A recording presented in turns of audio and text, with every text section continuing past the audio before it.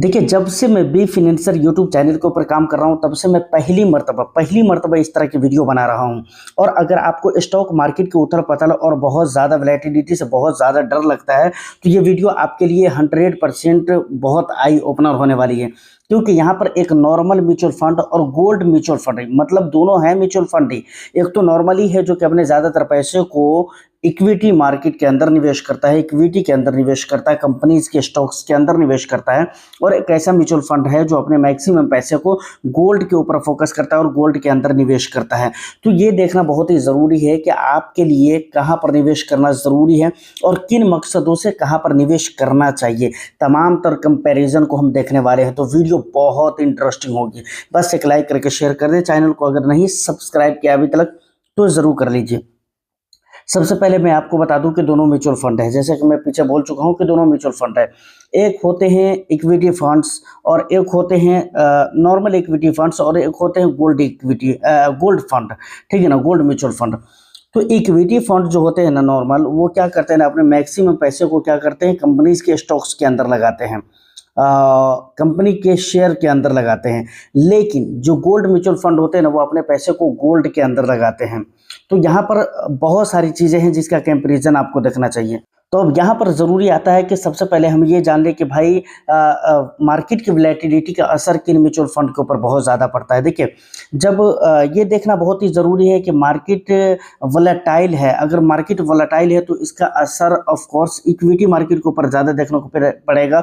तो नॉर्मल जो equity mutual fund होते हैं उनके ऊपर आपको ज़्यादा असर देखने को मिलेंगे और गोल्ड के ऊपर कम असर देखने को मिलेंगे। ठीक है ना, खास तौर से अगर जियो पॉलिटिकल की बात करूँ और उस रीज़न जियो पॉलिटिकल टेंशन की वजह से अगर मार्केट के अंदर वोलेटिलिटी है तो उसका असर सीधा आपके म्यूचुअल फंड के ऊपर देखने को मिलेगा और आपके स्टॉक्स जो भी पोर्टफोलियो होंगे उनके ऊपर आपको देखने को मिलेगा।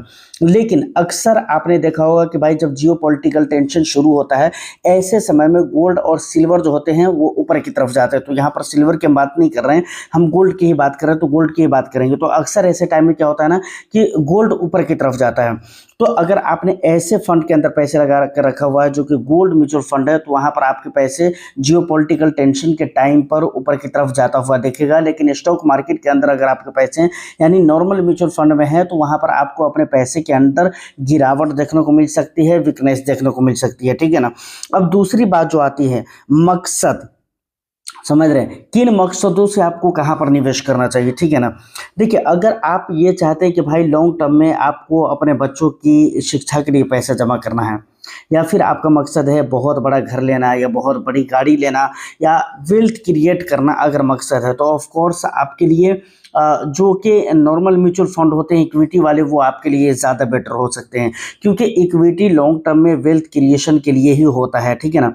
क्या बोल रहा हूँ मैं, लॉन्ग टर्म की बात कर रहा हूँ, शॉर्ट टर्म में नहीं बोल रहा हूँ। लॉन्ग टर्म में इक्विटी वेल्थ क्रिएट करके देता है। लेकिन गोल्ड और सिल्वर की बात करूँ तो वहाँ पर सिर्फ आपके इन्फ्लेशन को बीट करते हुए थोड़ा सा रिटर्न्स आपको मिल सकता है। तो एक प्रकार से आप ये कह लीजिए कि भाई सिर्फ आप गोल्ड में इन्फ्लेशन को बीट कर सकते हैं।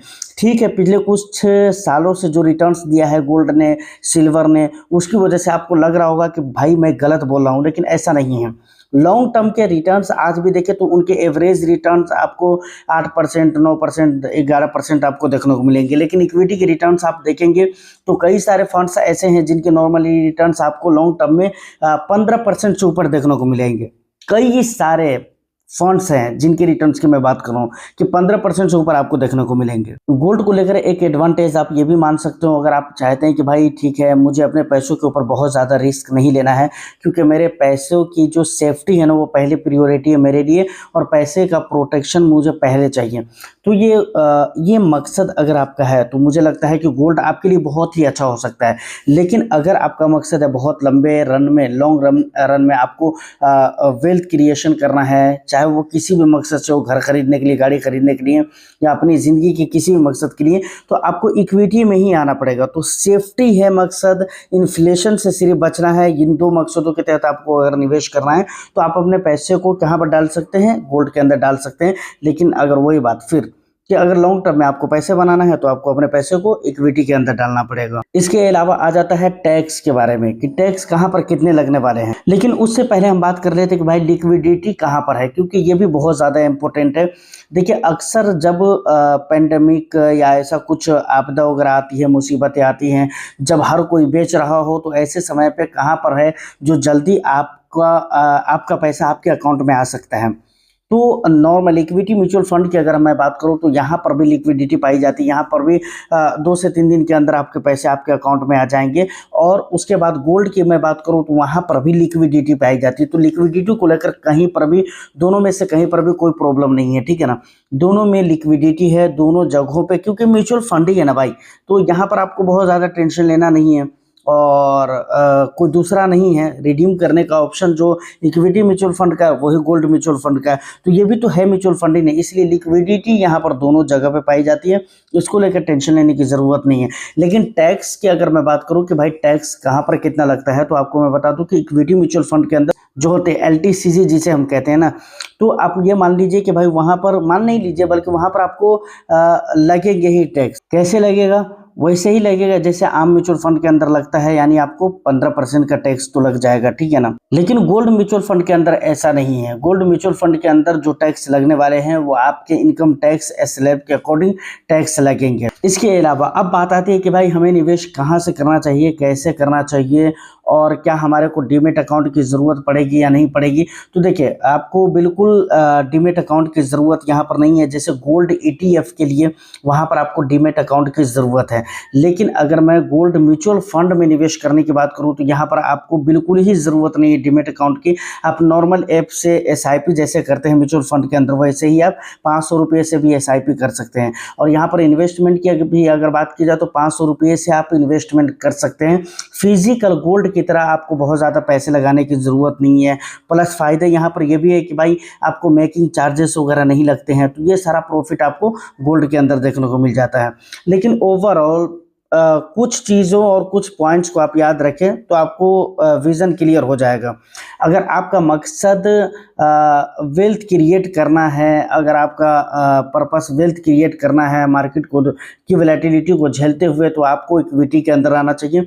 लेकिन पैसे के ऊपर सेफ्टी, रिटर्न्स थोड़े कम भी मिले, पैसे के ऊपर आपकी सेफ्टी के ऊपर नज़र है, पैसों की सेफ्टी के ऊपर नज़र है, तो आपको फिर गोल्ड के अंदर निवेश करना चाहिए। लेकिन इन तमाम बातों के बावजूद एक बात मैं अपनी तरफ से कहना चाहूँगा कि देखिए मैं बराबर बोलता हूँ कि किसी भी एक एसेट क्लास के अंदर आप अपने मैक्सिमम पैसे को लगा कर ना रखें, चाहे वो गोल्ड हो, सिल्वर हो, या फिर स्टॉक मार्केट हो, या इसके अलावा जो भी एसेट क्लास आते हैं, रियल एस्टेट वगैरह हो गए, इसके अलावा जो भी है समझ रहे हैं, तमाम तर चीज़ों की मैं बात कर रहा हूँ। किसी भी एक एसेट क्लास के अंदर आप अपने मैक्स टू मैक्स पैसे को, ज़्यादा से ज़्यादा पैसों को एक एसेट क्लास के अंदर, चाहे वो कोई सा भी एसेट क्लास हो, वहाँ पर लगा कर ना रखें। क्योंकि उस पर्टिकुलर एक एसेट क्लास के साथ आने वाला फ्यूचर में अगर कुछ भी प्रॉब्लम होता है तो आपके मैक्सिमम अमाउंट के साथ प्रॉब्लम हो जाएगा। इसीलिए मैं बोलता हूँ कि भाई कुछ पैसे आप हो सके तो इक्विटी में रखें, कुछ पैसे आप गोल्ड में रखें, कुछ पैसे आप सिल्वर में रखें, ठीक है ना। और लॉन्ग टर्म में जाना है तो आपको मैं बताऊँगा कि भाई 70% पैसे आप अपनी इक्विटी में डाल दीजिए। अगर बहुत लॉन्ग टर्म में 10-12 साल के लिए अगर आपको निवेश करना है तो 70-75% पैसे आप कहाँ पर डाल दीजिए, इक्विटी के अंदर डाल दीजिए। और बाकी जो 20 या 25% पैसे बच जाते हैं उसको आप अलग अलग जगह पे डिवाइड कर सकते हैं, रियल एस्टेट में डाल सकते हैं, या फिर उसको गोल्ड में, सिल्वर में, या दूसरी जगह पर डाल सकते हैं। तो ये तरीका जो है ये बहुत बेटर तरीका है और एक बढ़िया मैनेजमेंट और बढ़िया एलोकेशन माना जाएगा अगर इस तरीके से आप अपने पैसों को एलोकेट करते हैं। तो उम्मीद करता हूँ कि यहाँ तक अगर पहुँच चुके हैं तो वीडियो और इन्फॉर्मेशन आपको अच्छी लगी हो तो बस एक लाइक करके शेयर कर दे। चैनल को अगर अभी तक आपने सब्सक्राइब नहीं किया है तो ज़रूर कर लीजिए। मैं फिर मिलता हूँ किसी नेक्स्ट वीडियो में, जब तक के लिए all the best. Thank you for watching.